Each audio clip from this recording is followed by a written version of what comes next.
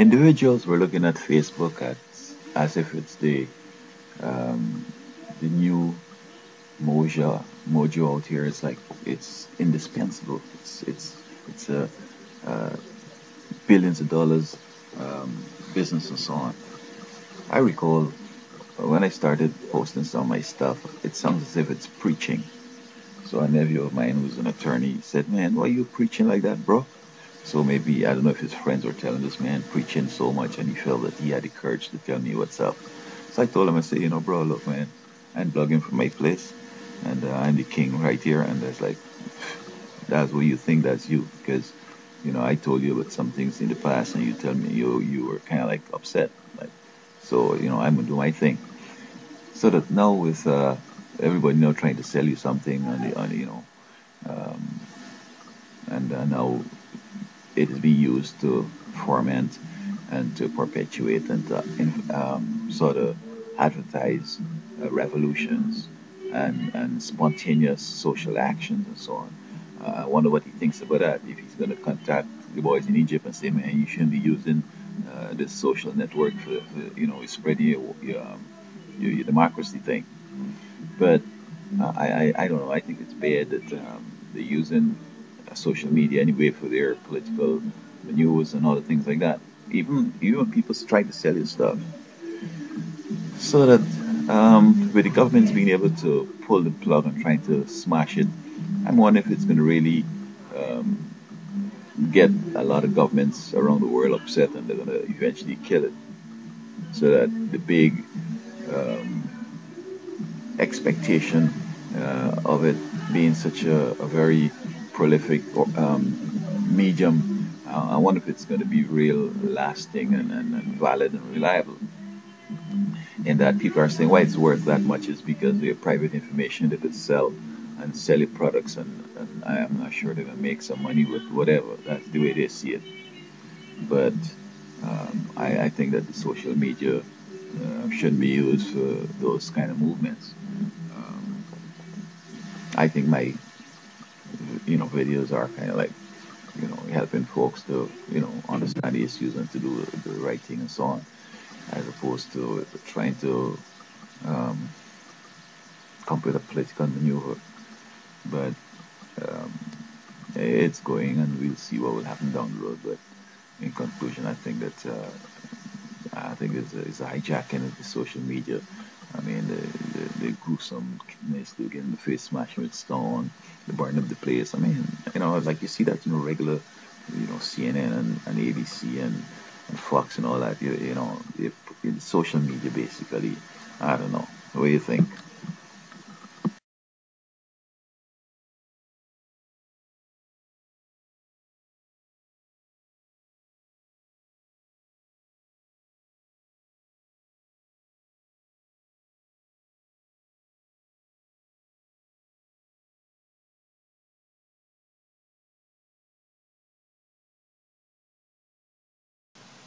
Quite recently in the news, the story is that working moms are more likely to have obese kids, and they're saying that perhaps they're trying to add on another guilt trip on women who are working.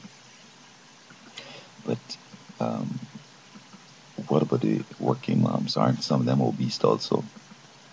So it seems as both working mom and um, latchkey kids are prime um, victims of the big arse syndrome. However, I think there's much more to it than that. And First Lady Michelle Obama has this movement going on, move it, add fruits and vegetables and water. I think she's onto something there.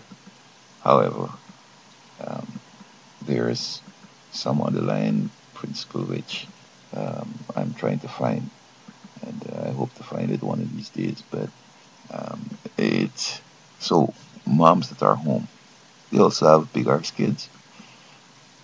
The other day, Sunday, I was at a Mexican restaurant and trying to get me some food, and I see this Mexican lady and her little boy, and he's obese. and he point her and say, "You want that stuff? Come juice." And she give him a large juice, and the boy is already looking stupid because fat kids seem to look stupid, and I'm not sure if they are actually stupid or what, but they give the impression like they're not supposed to be there. Which I have a theory that on most campuses and in most areas where beautiful women are expected to be, you don't see obese women in there. So I'm not sure about the intelligence and the attractiveness of the obese. But I enjoy large ladies. They're humans, and it's the personality that counts, whether you can get along, um, and so on.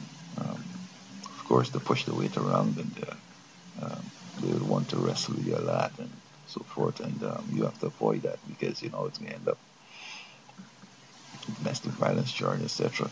So I don't agree that working moms necessarily, if they stop working, the kids wouldn't be obese, and they shouldn't have a trip. If they want to stop working, it should be for other reasons as opposed to a guilt trip.